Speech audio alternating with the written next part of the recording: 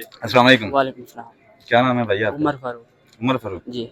आप भी मुल्तान से हो? नहीं, मैं ज़िला रहीमियार खान, तहसील लियाकतपुर, शहर खान बेला, डंद डंदेला, चीके कुत्ती दबा के लेला। हाय हाय हाय हाय। तो कोई टैलेंट है? टैलेंट है तो सही, लेकिन काम तो नहीं वेली मिल रही है की टैलेंट। ओ यार ये इस तरह ही हुंदा है जी कि कोई गाना शाना गा लेने। गाना शाना नहीं, बस शेरो शायरी कर लेंगे। वाह क्या बात है, सुना फिर।